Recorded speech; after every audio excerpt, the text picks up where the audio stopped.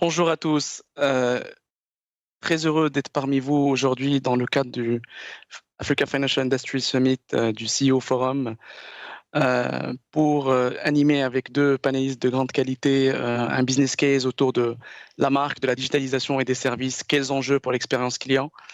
Euh, Tout d'abord, je me présente, je suis Mehdi Guissassi, je suis associé au sein de Deloitte en charge de nos activités de conseil dans le secteur financier en Afrique francophone. Et j'ai le plaisir d'être accompagné par Idrissa Nassa. Bonjour Idrissa. Et par Emmanuel Brûlé. Bonjour Emmanuel, Bonjour à tous, bonjour Mehdi, bonjour Idrissa. à qui je laisserai le soin de se présenter plus longuement tout à l'heure.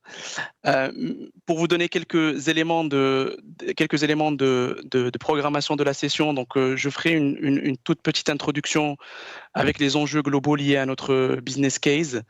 Ensuite, on lancera le débat et puis on laissera 10 minutes pour les questions-réponses. N'hésitez pas, à fur et à mesure de la session, de poser toutes vos questions. L'idée est que ça puisse alimenter la fin de notre débat et qu'on puisse capturer l'ensemble de vos remarques, interrogations ou, ou suggestions. Donc, sans plus tarder, peut-être commençons par quelques enjeux globaux autour de cette thématique. D'abord, vous le savez,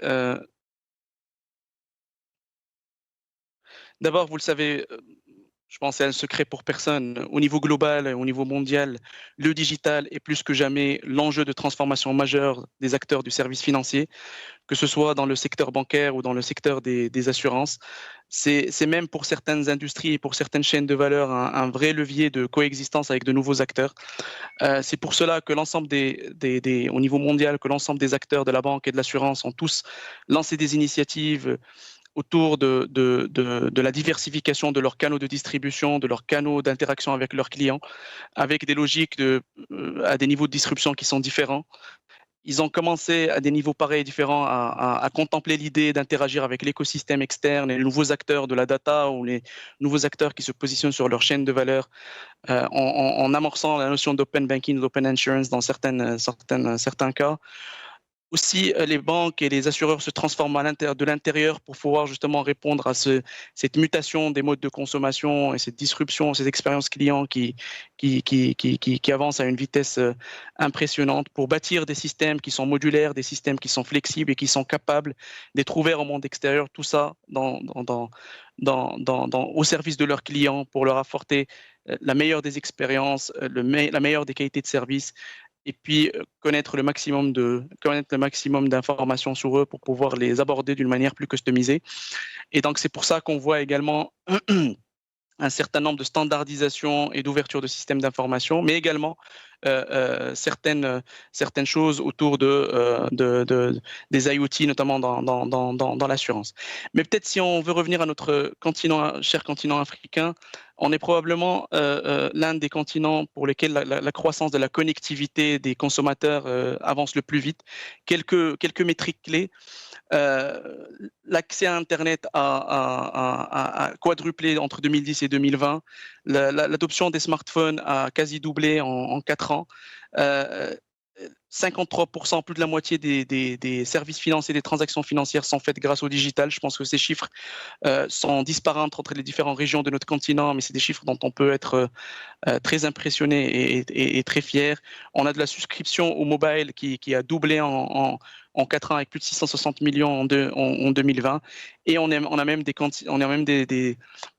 pays qui commencent déjà à regarder la 5G pour améliorer justement cette hyperconnectivité.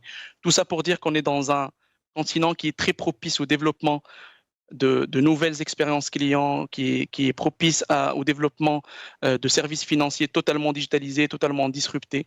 Et les acteurs bancaires assurantiels ont toute leur place à jouer dans cet environnement-là.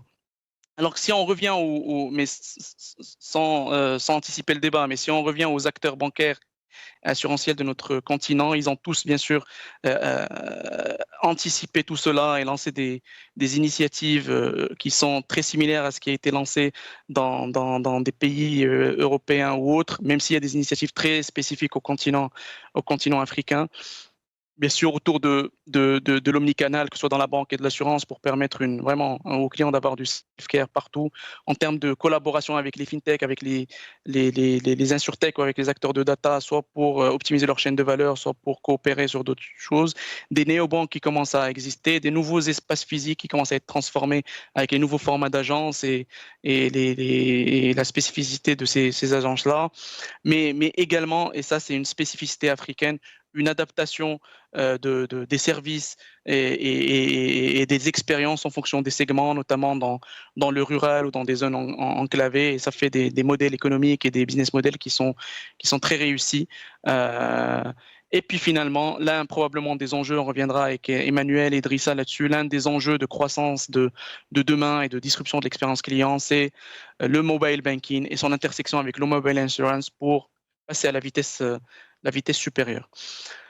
Donc, en synthèse, on est dans un environnement global qui est propice à la transformation qui est menée par ces acteurs-là. Notre continent est propice avec l'hyperconnectivité et ça va en augmentant. Et puis, les acteurs du continent africain ont tous entrepris des mesures pour justement surfer sur cette vague et offrir une expérience de plus en plus optimisée. Pour discuter de tous ces sujets qui sont vastes et très riches, nous allons nous attarder sur 5 notions clés. Bien sûr, comment le Covid a pu transformer en fait ou accélérer les initiatives digitales des banques et des assureurs. 2, comment la réglementation et comment les verrous réglementaires bloquent aujourd'hui la transformation et le passage à une vitesse supérieure. On verra également comment le continent côté bancaire et côté assurantiel s'adapte finalement aux spécificités des consommateurs et avec quelle infrastructure, avec quelle technologie ils font ça. Et puis on finira par parler des enjeux de marque pour voir comment les acteurs bancaires et assurantiels véhiculent leurs valeurs qu'ils peuvent transmettre en physique dans des plateformes digitales et dans des plateformes à distance. Donc, comme je vous le disais tout à l'heure, en fait, j'ai le plaisir d'être accompagné par deux panélistes de très grande qualité. L'un pour la partie assurantielle, donc Emmanuel Brûlé, je te laisse te présenter. Merci Mehdi. Donc bonjour à tous. Donc Emmanuel Brûlé. Donc je suis le CEO de Sanlam Pan-Africa General Insurance, qui est l'entité du groupe Sanlam qui regroupe toutes les activités non-vie sur le continent en dehors de l'Afrique du Sud. Et nous sommes présents aujourd'hui dans 26 pays et nous opérons cette entité à partir de Casablanca. Et quelques chiffres, donc cette entité Sanlam Pan-Africa General Insurance, ça représente 3000 collaborateurs pour un chiffre d'affaires d'environ 1,350 milliard. Merci Mehdi. Merci Emmanuel. Idrissa, je te laisse te présenter. Il faut démuter ton... Voilà, merci. Je suis Nasser Idrissa, je suis le CEO de groupe Coris Holding, qui est un groupe bancaire qui est essentiellement installé en Afrique de l'Ouest. Donc, nous couvrons les 8 pays d'Afrique de l'Ouest et nous sommes également dans l'assurance avec 2 compagnies d'assurance en plus. Voilà. Merci beaucoup. Donc, comme vous avez pu le voir à distance, on a réuni la banque et l'assurance au sein d'un même débat pour finalement discuter d'un sujet qui est centré autour du client et que tout le monde cherche à servir de la meilleure des manières. Peut-être, et on peut pas faire l'économie d'en parler puisque ça a bouleversé nos vies. Peut-être dans un premier temps, j'ai une question autour du Covid-19 et comment ce Covid-19 finalement a boosté les banques et les assureurs dans l'accélération de leurs idées de transformation et comment ils voient à plus long terme leur adaptation par rapport finalement à ce shift de mode de consommation. Pour commencer, peut-être Emmanuel, si tu peux nous éclairer sur cette question. Oui, bien sûr. En fait, je pense que les assureurs n'avaient pas attendu le Covid pour commencer leur mutation de transformation digitale. Mais ce qui est clair, un des facteurs qui a été un accélérateur, c'est tout bête, mais c'est ne serait-ce qu'au niveau organisationnel, le travail distanciel présentiel, notamment sur certains marchés qui ont été très, je dirais, sévèrement confinés, nous permet aux équipes et aux compagnies de se rendre compte très rapidement qu'on pouvait travailler à distance, ce qui a accéléré le champ du possible, je dirais. Par ailleurs, le fait d'avoir une proximité et une permanence du service par rapport à nos clients, nos agents, a permis d'accélérer certaines transformations digitales. En ce qui nous concerne, on était peut-être un peu favorisés puisqu'on avait lancé cette transformation il y a quelques années, puisqu'on avait lancé début 2017 notre Digital Factory à Casablanca. Et donc, on a accéléré, je dirais, le mouvement sur notamment le service aux clients et le service aux agents en particulier dans cette période, je dirais, de mouvement et de déplacement restreint dans certains de nos marchés. On l'a fait de façon très, je dirais, pragmatique. On a d'abord favorisé et accéléré ce qui était prévu chez nous sur le plan, à savoir sur la partie service en ligne, notamment en termes de vente, mais surtout de renouvellement des contrats. Également toute la vie du contrat en termes de documents de modification, d'avenants, etc. Nous avons même travaillé beaucoup dans la partie confinement dur sur les options de livraison à distance, puisqu'on est quand même très papier encore, on y reviendra tout à l'heure. Donc, comment livrer les documents contractuels à nos assurés. On a beaucoup travaillé sur la dématérialisation et la simplification des processus, notamment dans l'écosystème. Donc, on a travaillé en interaction digitale avec nos partenaires, ne serait-ce que des garages, les experts, les avocats. Et ça nous a permis effectivement d'aller plus vite que prévu sur certains de nos projets. Et je pense que pour essayer effectivement de pouvoir travailler dans cet écosystème qui reste très intégré. Je pense qu'un point important pour nous, des leçons qu'on avait déjà bien mis en exergue lors de nos lancements précédents autour de la Digital Factory, c'est de trouver le bon équilibre, et on l'a bien vu, entre l'apport du digital et le maintien d'une relation humaine, je dirais. C'est vraiment en particulier dans les métiers de l'assurance, puisqu'aujourd'hui, on a pu voir dans le cadre de ce Covid, on a réussi à accélérer, à digitaliser et optimiser des process, notamment en standardisant des process en amont, pour laisser plus de temps notamment à nos agents pour l'interaction client. Il ne faut pas oublier que dans l'assurance, on vend une promesse et l'interaction, ça reste un métier compliqué pour la plupart de nos clients. Et effectivement, on est convaincu aujourd'hui encore plus qu'auparavant, à l'aune de cette expérience du Covid, qu'il faut trouver le bon équilibre d'organisation hybride entre une partie, je dirais, poussée le plus possible sur le digital, en backstage, par contre pour dégager du temps pour l'expérience client en présentiel. Et je pense que le modèle qu'on avait commencé à regarder dans le détail, le modèle du repos qui est Research Online et Purchase Offline, est de plus en plus vrai. Et je pense que le succès du futur sera dans ce mode hybride entre le digital opérationnel et le présentiel en tant que présence client au moment crucial de la vie d'un contrat. Merci Emmanuel. Effectivement, là vous soulevez tu soulèves un élément important, c'est que le Covid finalement a accéléré votre transformation interne et vis-à-vis de vos clients. Et ça, c'est important d'avoir ce mirroring entre les deux. Idrissa, comment sur même question, comment le Covid-19 a permis d'accélérer vos initiatives dans le secteur bancaire, peut-être pour Coris Bank ou pour d'autres banques sur le continent? Merci Mehdi. Je pense que c'est les mêmes réalités que dans le secteur des assurances. Les banques avaient amorcé une évolution timide vers le digital, mais le constat est clair à l'occasion donc de cette pandémie qui nous a tous bouleversés. Nous avons constaté qu'il y a eu des changements d'habitude de consommation, notamment dans les relations avec la clientèle. Il y a eu un changement des habitudes des consommateurs, il y a eu une réinvention de la relation client par les marques. Et il y a aussi un besoin d'adaptation aux évolutions technologiques qui existaient déjà, mais qui s'est trouvé donc, les banques se sont trouvées donc obligées d'accélérer donc cette digitalisation d'une partie des services pour pouvoir répondre aux attentes des clients. Et il y a eu aussi une nécessité de mise en place d'une stratégie qui touche plusieurs composantes, dont surtout le service client. Et donc, cette pandémie, les entreprises ont dû faire face à une équation à plusieurs inconnus, notamment prendre en charge plus de demandes clients, répondre dans un timing réduit, interagir sur les canaux de contact nouveaux, travailler avec moins de personnel et aussi en distanciel, réaliser des investissements importants qui n'étaient pas planifiés au départ, et faire face à une baisse des revenus naturellement.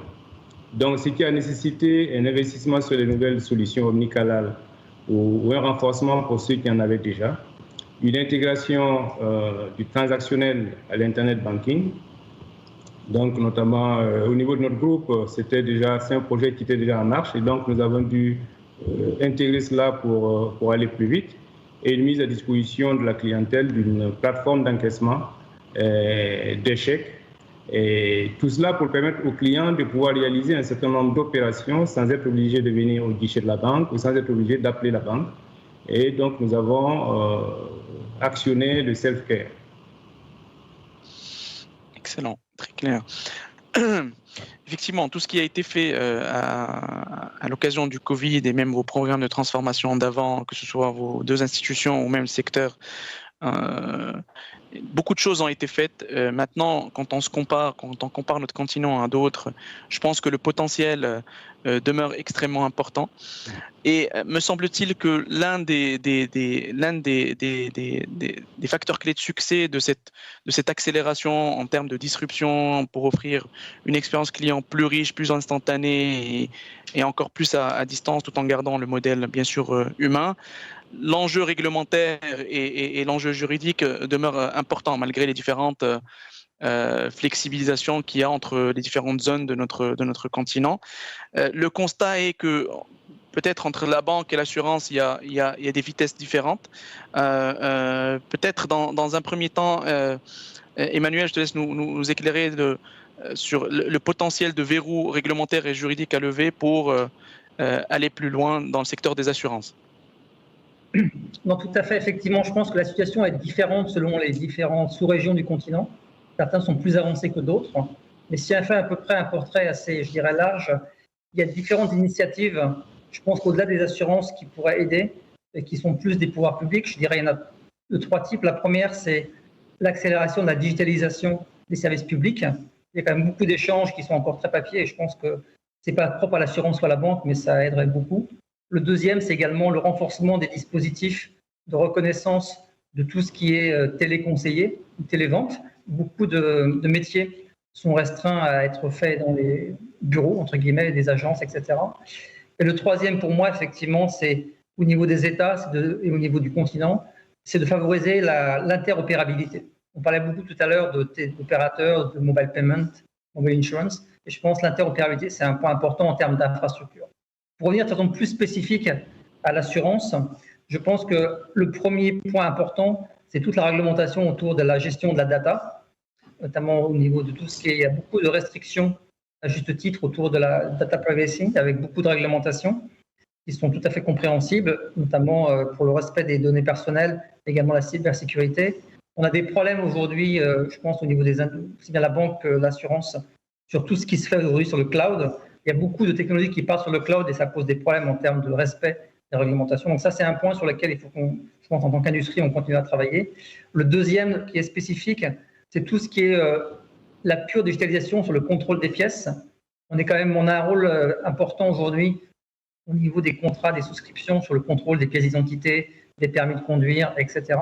Et je pense que c'est compliqué parfois, en le faisant en pur digital, d'assurer notamment les contrôles ad hoc, que ce soit effectivement en termes de fraude, mais également en termes de blanchiment, ou lutte contre le blanchiment. Et là, on a un rôle, je dirais, institutionnel, tant côté bancaire qu'assurance. Je pense que là, il faut qu'on évolue aussi sur le sujet, comment on peut être certain que les opérateurs et les outils disponibles nous prémunissent de certains types de dérives. Et le troisième, pour moi, qui est important, c'est la signature, la dématérialisation complète de la signature électronique, qui n'est pas en vigueur partout, que ce soit au niveau vis-à-vis des régulateurs d'assurance, mais également par rapport aux autorités du fisc, et également au niveau du judiciaire, la reconnaissance de documents électroniques en cas de contentieux, que ce soit effectivement accidentologie ou fraude ou autre. Je dirais que c'est les trois axes spécifiques, je pense, sur lesquels le monde de l'assurance et aussi de la banque doit travailler, même si la banque est peut-être plus avancée que l'assurance sur ce secteur d'activité. Effectivement, c'est peut-être le commentaire que je demanderais à Idrissa. Effectivement, la banque, surtout dans certaines régions, commence à amorcer des choses autour de la data, autour de la signature électronique, notamment au Maroc. Quelles est, selon toi, les choses ou les quick wins à accélérer tout de suite pour encore aller plus loin dans la dématérialisation des services bancaires sur notre région? Oui, alors je pense que nous avons à peu près les mêmes préoccupations que l'assurance, notamment la réglementation de la data, la reconnaissance de la signature électronique, tout un tas de réglementations à mettre en vigueur pour la promotion du digital. Mais au niveau de la banque, la particularité, c'est que nous souhaitons qu'il y ait une définition de la réglementation, une définition, j'allais dire, de la réglementation sur la monnaie électronique en prenant en charge les rôles et responsabilités de tous les acteurs, dont notamment les fintechs. Et dans le contexte actuel, toute la responsabilité est assumée par les banques, qui ne sont pas toujours propriétaires des solutions utilisées et même souvent des opérations réalisées dans le cadre donc des partenariats entre banques et fintech. Donc cela permettrait à toutes les parties d'assumer leurs responsabilités.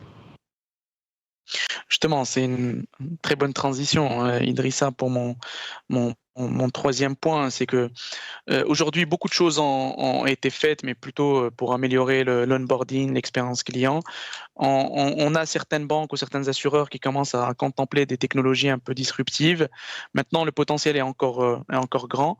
Le potentiel peut venir justement de deux choses, soit des technologies qu'on mettrait au service de nos clients, soit effectivement en partenarisant avec de nouveaux acteurs que tu as nommés, soit les fintechs, les insurtechs ou d'autres acteurs qui peuvent être dans le parabancaire. Sur les technologies disruptives et sur ce partnership, notamment en Europe, on voit beaucoup d'IoT, notamment dans l'assurance, beaucoup d'IA pour améliorer la tarification ou des choses comme ça.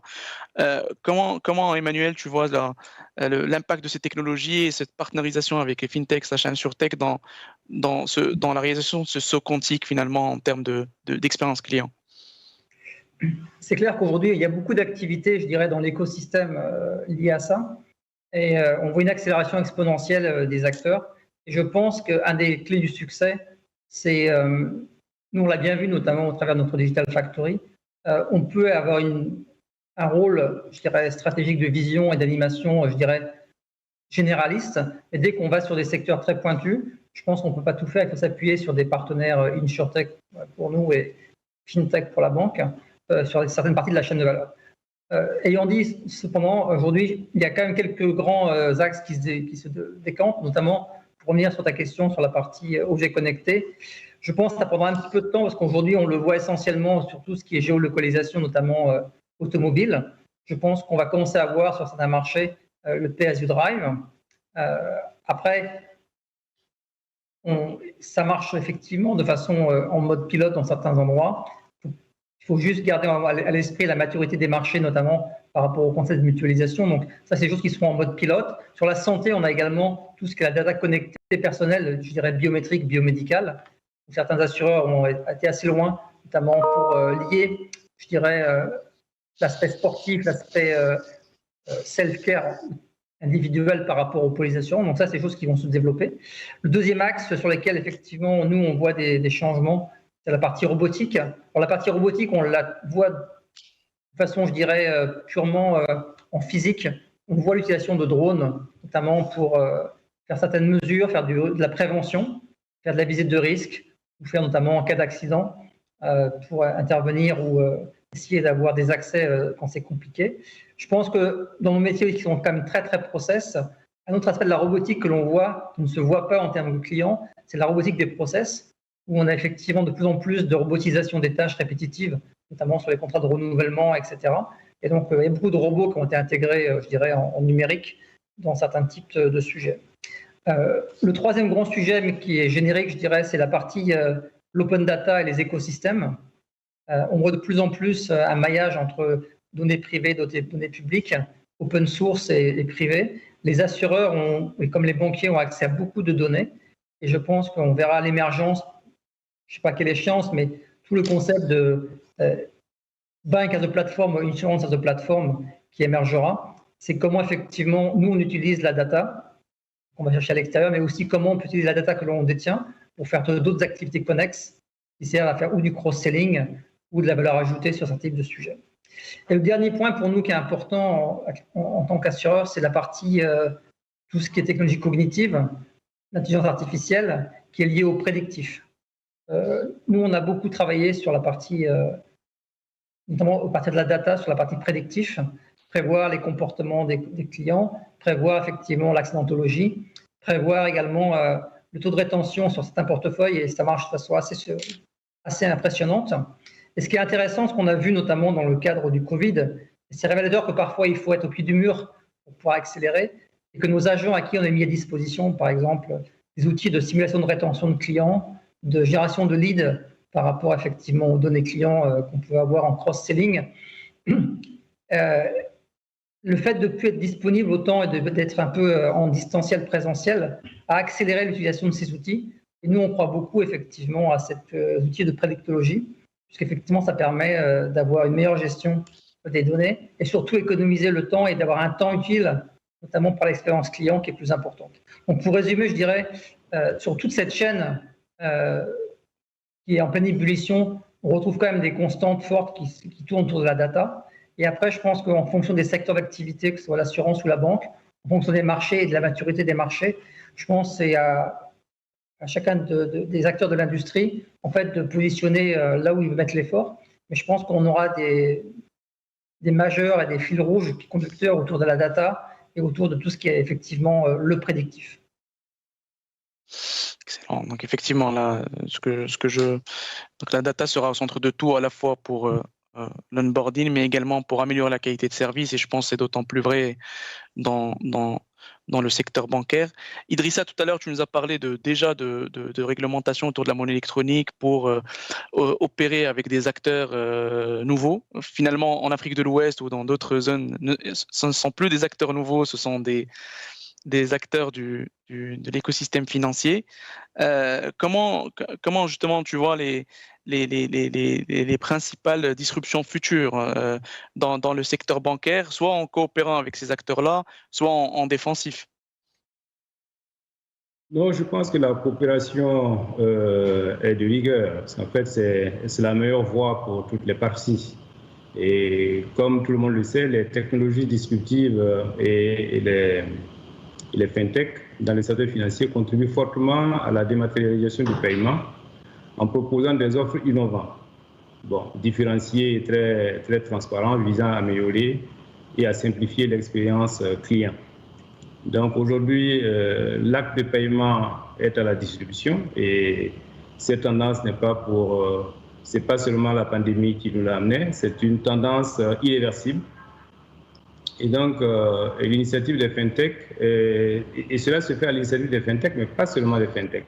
C'est aussi à l'initiative des paytech et des retail tech. Donc, il est donc nécessaire et impérieux qu'un partenariat gagnant-gagnant s'instaure entre les banques et les fintech pour améliorer l'expérience et la satisfaction client. Donc, à mon avis, c'est un partenariat.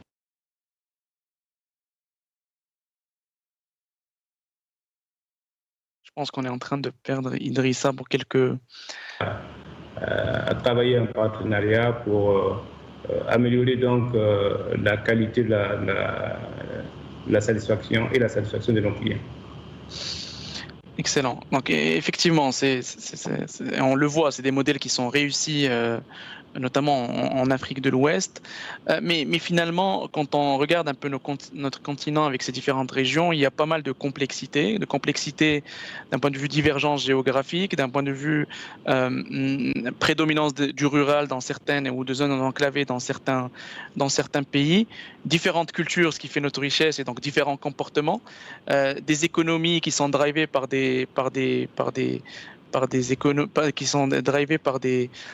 éléments différents, soit de l'énergie, soit de services, soit autre chose. Tout ça donne finalement un écosystème de consommateurs à adresser qui est tellement différent et qui peut être très, très, très, très variant. Et ça appelle, comme on le disait tout à l'heure, avec l'utilisation de la data, avec la partenarisation avec les fintech, etc., à customiser davantage nos offres de services pour avoir la proposition de valeur différenciante et se différencier pour un acteur bancaire ou assurantiel par rapport aux autres.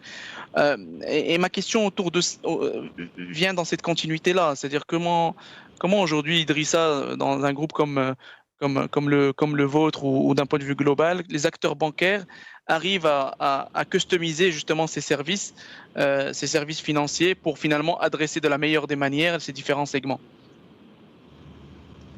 Alors, sur ce plan-là, dans le processus de customiser et d'adapter donc les services financiers aux nouveaux besoins de la clientèle, Et le digital, naturellement, joue un rôle prépondérant dans l'augmentation des NPS, c'est-à-dire la satisfaction client. Donc, à mon avis, il faut nécessairement une intégration des process de digitalisation dans les stratégies d'entreprise afin de proposer des solutions appropriées et innovantes pour répondre aux attentes de la clientèle. Il faut également une prise en charge efficace du self-care permettant au client de trouver certaines réponses par lui-même, donc sans être obligé de se référer à la banque ou d'aller à la banque. Donc tout cela dans le souci donc d'un plus grand confort de la clientèle dans sa relation avec la banque. Il y a également une mise en place d'un investissement efficace dans l'omnicanal et orienté donc sur 3 axes responsables. Une plateforme CRM complète que les institutions bancaires donc, se doivent d'acquérir, des processus adaptés mettant le client au centre des préoccupations, la formation du personnel sur les enjeux liés à la relation client. Et pour réussir tout cela, il faudra une bonne connectivité, d'où la nécessité que les pouvoirs publics mettent un accent particulier sur les infrastructures afin que la grande majorité de la population puisse accéder à Internet. Voilà comment je vois cette Effectivement. Et quand on regarde finalement comment on adresse ces nouveaux besoins, on ne peut pas occulter l'idée de parler du mobile payment, parce que c'est un réel succès en fait sur notre continent. L'Afrique de l'Ouest a avancé, même les autres régions ont avancé beaucoup plus vite que le Maghreb là-dessus. Donc je pense qu'on a de premiers succès, notamment en termes de paiement. Comment tu vois, Idrissa, le futur peut-être de la next step en termes de mobile payment, en termes d'enrichissement d'offres de produits et services, en termes de complétude sur une offre bancaire, et on reviendra sur l'assurance dans un second temps. Je pense que le mobile payment s'impose aujourd'hui au système bancaire à tous les niveaux. Aujourd'hui, le mobile payment est ce que la carte a été pendant un certain temps. Vous savez que par le passé, les clients venaient à la banque pour faire le rang, pour donc se faire payer. Et après, les cartes ont été mises à leur disposition, ce qui les permettait donc de faire des opérations à travers les guichets et chez les commerçants. Et maintenant, c'est le mobile payment qui va s'imposer à toutes les banques parce que c'est une nécessité. Et ça correspond donc à l'actualité aujourd'hui. Et nous, au niveau de Coris, dans notre réseau, nous avons mis en place un produit mobile qui s'appelle Coris Money et que nous avons mis en place à travers un partenariat avec un fintech. Et aujourd'hui, nos clients trouvent vraiment leur satisfaction à travers ce produit. Et donc, je pense que l'avenir est au mobile payment. Effectivement. Et justement, dans cette feuille de route d'enrichissement des produits autour c'est d'abord le paiement, ensuite l'idée c'est de le compléter. Comment tu vois, Emmanuel, l'intersection justement entre le mobile payment et l'assurance, et comment le mobile payment finalement peut être un accélérateur de développement des services assurantiels sur le continent? Je pense qu'aujourd'hui, comme disait Idrissa, le mobile payment, ça va devenir, je dirais, un no-brainer, c'est un non négociable. C'est vrai que tous les pays n'ont pas avancé à la même vitesse sur le sujet. Et je pense qu'aujourd'hui, l'avantage du mobile payment, c'est de pouvoir toucher des populations qui sont non bancarisées. Et d'une part, donc ça permet effectivement d'élargir le spectre des clients potentiels. Deuxièmement, de par les technologies qui sont liées au mobile payment, ça permet effectivement d'avoir des coûts de transaction qui sont très bas et de pouvoir effectivement réfléchir en termes d'offres clients sur des offres, je dirais, à prime très très basse, pour des limites peut-être basses, mais des gens aujourd'hui ou des segments de population qui n'ont pas du tout d'assurance aujourd'hui.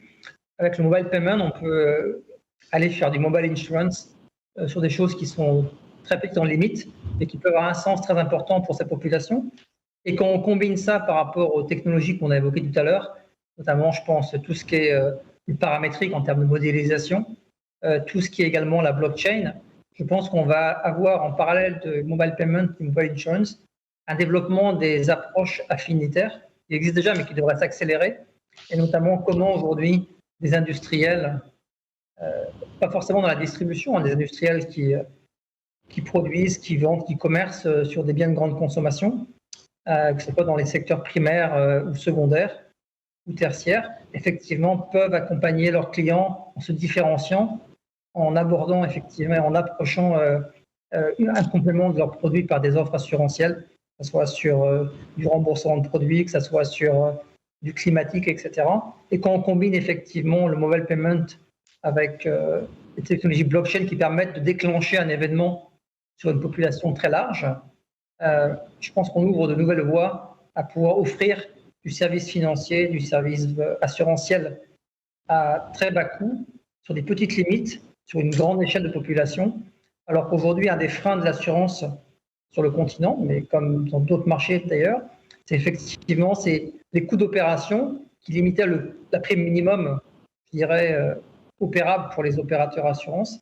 Et là, on rentre dans des nouveaux champs d'investigation qui, effectivement, en combinant ces technologies, nous permettent de remplacer une prime minimum par potentiellement un nombre de clients affinitaires minimum et avec des primes très très basses.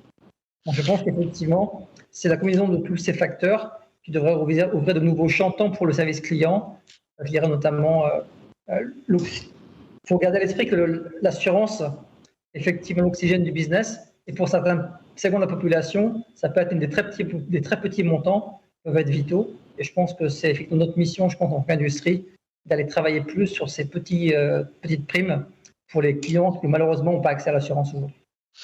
Effectivement, tu as raison. Finalement, le mobile payment ouvre de nouveaux business models dans les services financiers et il y a autant peut-être de business models que de chaînes de valeur ou de typologie de clients. Justement, peut-être on le voit moins, même si je commence à voir des trottinettes qui circulent à Casablanca, mais on commence à voir, notamment en France, et tu nous éclaireras là-dessus, de nouveaux modes de consommation qui appellent à de l'assurance à la demande ou à des modes de facturation ou de pricing qui commencent à être différents. Et finalement, comment les assureurs aujourd'hui sur le continent anticipent ce changement finalement d'habitude de consommation dans le transport ou d'autres, et comment le digital peut nous permettre de répondre à ces besoins très spécifiques?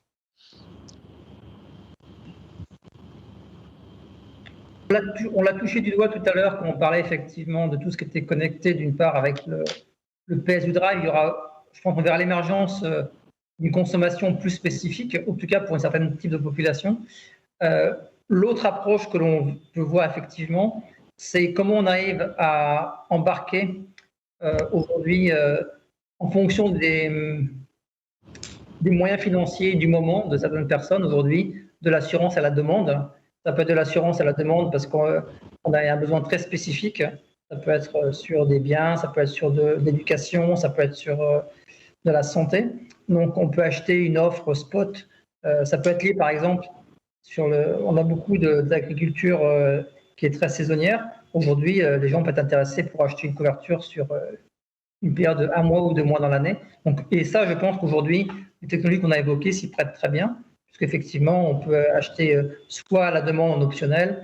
Et je pense qu'aujourd'hui, plus on va avancer, notamment autour de la data, plus on va avancer sur la modélisation des pricing, ça nous permettra effectivement de combiner une certaine mutualisation, qui reste quand même le fondement de nos métiers d'assureur, par rapport effectivement à du sur-mesure ou du très court terme, ce qui n'était pas aujourd'hui dans les pratiques. Et on le voit bien, par exemple, on a certains de nos marchés, notamment en cette période de crise un peu économique, où on est sur des premium before cover, et on a des fortes demandes de fractionnement des polices. On dit fractionnement, ce n'est pas des fractionnements en termes de paiement, c'est qu'on a des polices qui durent plus d'1 an, des polices qui durent 3 mois, 1 mois. Donc, on résiste beaucoup tous, parce qu'aujourd'hui, c'est beaucoup de travail en termes administratifs, mais le jour où on aura effectivement beaucoup plus de police sur du mobile payment ou du mobile insurance, on pourrait imaginer, en adaptant la réglementation, aller plus sur des sujets comme ça, qui ouvraient la porte effectivement à,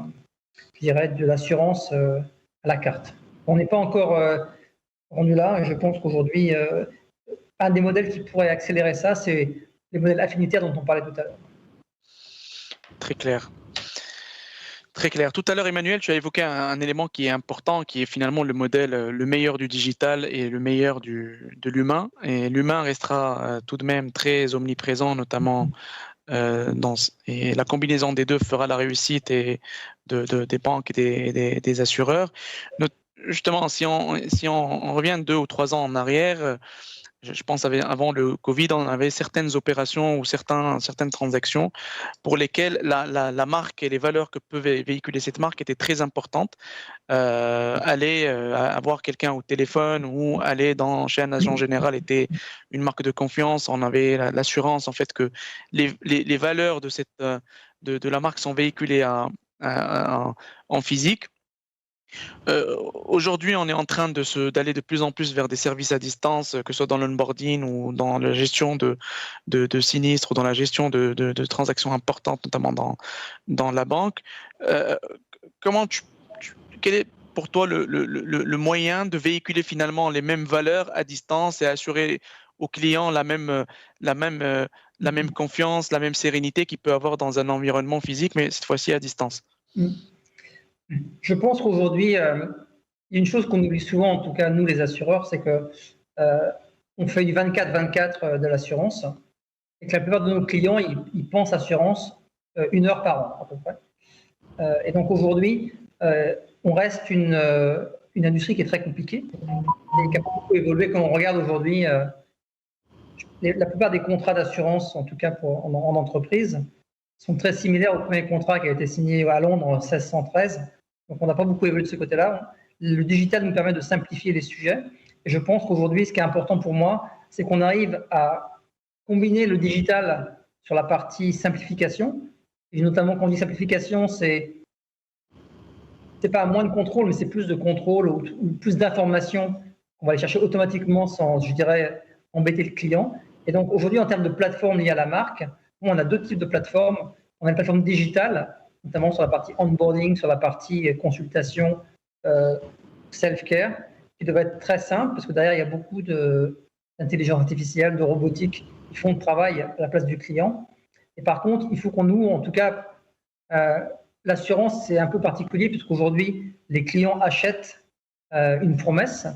Et tout le message que nous, on essaie de travailler, c'est comment nous, en tant que compagnie, on fait confiance aux clients, notamment en lui offrant plus d'autonomie, et comment le client, lui, nous fait confiance pour effectivement commercer sans nous voir au niveau du contractuel sur la plateforme potentiellement. Et par contre, en gardant beaucoup de temps qualité et d'engagement client au moment crucial, et pas forcément à la souscription du contrat, sauf peut-être pour renseigner sur des choses un peu particulières, mais au moment du sinistre, parce qu'on est quand même là pour payer des sinistres, c'est notre métier.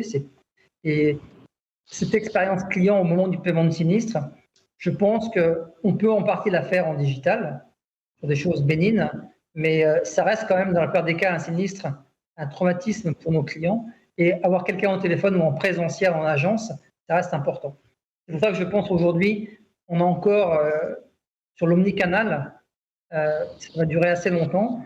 Et je ne pense pas qu'en tout cas sur le volet sinistre, on soit, en tout cas sur nos marchés, dès qu'on touche à l'humain, dès qu'on touche à l'exceptionnel, parce qu'un sinistre assez exceptionnel dans la vie des gens, aujourd'hui, on a encore du temps à passer, à consacrer pour améliorer l'expérience client sur l'engagement humain et sur l'engagement en présentiel ou en vocal.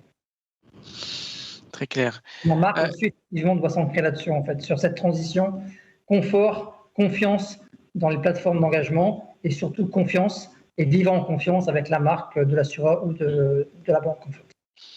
Effectivement, c'est très bien résumé. Je pense, Idrissa, que dans le secteur bancaire, on a la même problématique, peut-être à moindre mesure, puisque là, on est dans des situations où plutôt des moments de vie qui sont importants ou des moments heureux, alors que pour l'assurance, c'est un moment de sinistre, c'est quelque chose dont on se rappelle. Comment tu penses que dans les plateformes omnicanales que développe Coris ou que développent les autres acteurs, on arrive demain à véhiculer ces valeurs de confiance et de confort, pour reprendre les mots d'Emmanuel, dans les plateformes? Alors, il faut noter que le digital et particulièrement le mobile payment dont nous avons parlé tantôt est un moyen, un excellent moyen par lequel la banque se rapproche de la clientèle C'est un moyen qui démocratise la banque et c'est un moyen par lequel la banque se met à disposition des clients 24 heures sur 24. Donc, c'est un instrument important pour le client à partir du moment où il ouvre un compte mobile et qu'il y met de l'argent. Alors, il garde jalousement son téléphone et ça devient son compagnon. Et nous nous sommes rendus compte qu'avec le mobile, est un puissant instrument de collecte aussi de l'épargne. Vous savez, dans notre région, les gens sont habitués à les tontines. Et les tontines, c'est mettre un peu de ce qu'il a gagné par jour. Et naturellement, avec le mobile, ils arrivent à économiser, à épargner. Et c'est un instrument qui devient très capital et dont le client ne s'en sépare pas. Alors, donc, c'est l'occasion donc, pour la banque de promouvoir sa marque à travers donc, ces instruments-là. Et donc, pour continuer à véhiculer les valeurs de la marque à travers donc, la plateforme, il est important de mettre en place une politique de communication appropriée via les canaux et les médias et les réseaux sociaux, sur les sites web, sur les GAP, les guichets automatiques où les clients vont faire leurs opérations. Et il faut également intégrer le transactionnel à l'Internet banking. Donc, implémenté par notre groupe, nous sommes rendus compte que c'est un puissant instrument qui permet aux clients d'avoir une aisance dans l'exécution de ces opérations et donc d'alimenter très régulièrement son compte mobile afin de pouvoir faire ses transactions comme il le souhaite et à tout moment. Donc, en un mot, je dirais qu'il faut se faire reconnaître comme une marque de qualité, soucieuse du bien-être de ses clients et capable de s'adapter à tous les contextes pour leur apporter donc de la satisfaction. Et avec cela, les instruments peuvent donc être utilisés pour promouvoir de façon durable et profonde les marques donc, de nos institutions. C'est excellent. On a même deux slogans à mettre sur des plateformes digitales et qui peut-être rassurent tout de suite, que ce soit côté Coris ou côté Sanlam. En ayant dit tout ça et pour côtoyer des acteurs au quotidien et des dirigeants, je pense que la logique d'investissement reste une logique qui est importante parce qu'on veut tous offrir le maximum au service de nos clients, au service de la qualité de service. Maintenant, on est tout de suite rattrapé, surtout dans le Covid, avec soit le coût du risque d'une part, soit la baisse des primes d'autre part, par une logique économique. Et finalement, toute cette disruption et toute cette transformation de l'expérience client est très consommatrice d'investissement et de CAPEX. Justement, selon vous, en fait, comment, et je commencerai peut-être avec Emmanuel, comment tu vois les priorités en termes d'investissement à moyen terme pour justement opérer des investissements qui apportent le plus de valeur? Je pense qu'aujourd'hui, quand on regarde pour un groupe d'assurance, aujourd'hui, mais même pré-Covid, on a deux types d'investissements qui sont importants. On a le capital. Je pense que ce n'est pas très compliqué de trouver du capital dès qu'on a un bon projet. Et l'autre capital qui devient très critique, c'est le capital humain. Et je pense qu'aujourd'hui, ça devient en tête de liste, je pense, de beaucoup de dirigeants. Et quand on regarde un petit peu, en tout cas, pour l'exemple des secteurs des assurances, on reste une profession très compliquée. Et il faut qu'on arrive à sursimplifier sans compromettre l'intégrité technique en termes d'analyse et de souscription. Et donc, on a un double challenge, c'est d'attirer chez nous, chez les assureurs, les talents digitaux, créatifs, innovants, qui acceptent effectivement certaines contraintes, notamment liées au cadre réglementaire. Parce que quand on discute avec des jeunes startups ou des natifs digitaux, c'est vrai qu'aujourd'hui, ils sont habitués à évoluer avec un monde quasiment avec peu de contraintes en termes de créativité. Et nous, on a un monde qui est réglementé, donc, mais c'est pour notre bien à tous. Et le deuxième challenge, c'est pour travailler en co-design avec ces jeunes talents, c'est comment on convainc les cheveux blancs, entre guillemets, des sociétés d'assurance, donc de devenir agile et de travailler sur des sprints avec eux et de côtoyer, je dirais, au quotidien et en toute agilité des UX designers, des Scrum Masters, des Data Scientists. Et ça, c'est le challenge, c'est de combiner les deux boîtes à outils, la boîte à outils innovation digitale pour bénéficier au maximum des technologies en ayant la capacité, je dirais, expérience, assurance, pour savoir jusqu'où on peut simplifier les produits et les process sans prendre trop de risques. Et pour moi, c'est le vrai challenge aujourd'hui, c'est comment on construit, on investit dans les talents humains, qui sont beaucoup plus difficiles à planifier et à construire que le capital en tant que tel. Et je pense que les vrais challenges, ils sont ici. Et la combinaison de ces deux mondes, je pense, c'est la clé du succès. Et on ne fera pas l'un sans l'autre, en fait. Et je pense que c'est là qu'on va passer du temps, nous, en tant que dirigeants, c'est sur où aller chercher, comment former les pépinières, des équipes mixtes de demain pour faire ces co-designs intelligents entre les deux mondes et prendre le meilleur des deux mondes pour servir au mieux nos clients de demain. Effectivement. Idrissa, peut-être la même question dans le secteur bancaire, mais je pense que les enjeux sont similaires. Je dirais que l'enjeu est encore plus élevé au niveau de la banque, où le meilleur investissement à faire, c'est sur le capital humain. Et nous avons beau investir dans la technologie, nous avons beau investir pour développer donc le digital, si nous n'avons pas un capital humain capable de faire face et de répondre, nous n'y arrivons pas. Il faut noter que dans la banque, encore plus que dans l'assurance, la qualité des hommes joue beaucoup. Il faut avoir des talents qui soient capables, donc, qui soient engagés, qui soient flexibles, qui soient dynamiques. Et c'est tout cela qui permet à la banque de faire la différence en termes de qualité de service. Nous faisons face à un marché de plus en plus concurrentiel, où nos concurrents ne sont pas forcément que des banques. Alors, il est important pour toutes les banques d'être flexibles, de pouvoir donc avoir des talents à même de promouvoir une qualité de service irréprochable et attirer donc la clientèle, et non seulement attirer, mais pouvoir maintenir la clientèle. Donc, je pense que le premier poste d'investissement à faire, c'est le capital humain et faire en sorte à attirer les talents, mais surtout à les garder. C'est très important parce que nous sommes également sur un marché où le turnover commence à être élevé et il est important que les institutions mettent en place une politique d'attirance et de conservation des talents. Très clair. Et peut-être pour continuer dans le même ordre d'idées, sur attirer les talents, mais souvent les talents sont à l'extérieur, ils ne veulent pas venir chez nous, donc ils cherchent de la co-création. Souvent, on voit beaucoup de catalyseurs, soit en termes soit des institutions étatiques, en termes d'incubateurs, d'accélérateurs, soit des corporate incubators.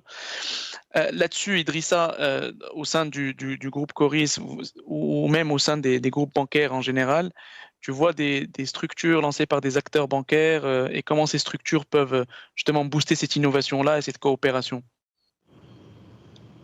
Écoutez, vous savez, aujourd'hui, les talents, nous sommes dans un monde planétaire, hein, et les talents qui sont en Occident aujourd'hui, et dans la plupart des cas, c'est des gens qui cherchent à rentrer en Afrique.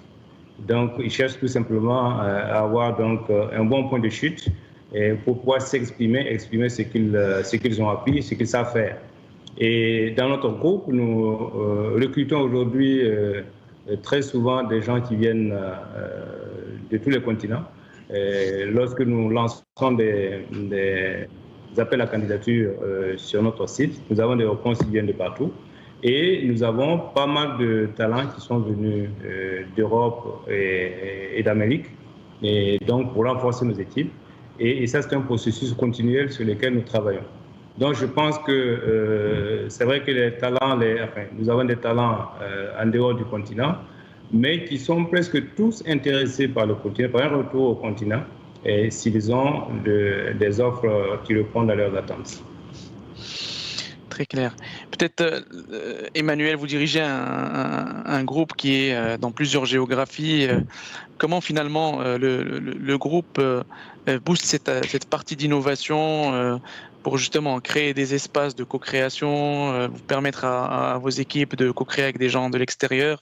Quelles sont les initiatives ou les accélérateurs phares que le groupe a pu lancer autour de cet écosystème d'innovation?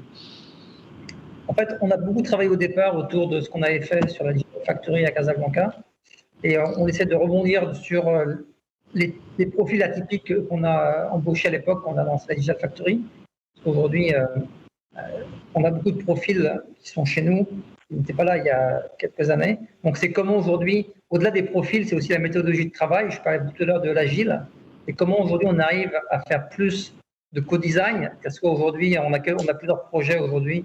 On fait travailler des collaborateurs des pays, de la Digital Factory, des industriels, des réassureurs ensemble pour co-designer sur certains produits un peu particuliers ou innovants. Et je pense que cette co-création et cette innovation, elle a besoin d'un cadre. Et je pense qu'il y a, au-delà de ce qu'on peut voir ou percevoir de l'extérieur sur le monde du digital, il y a quand même beaucoup derrière de disciplines méthodologiques. Et je pense qu'on essaie, nous, de combiner tout ça.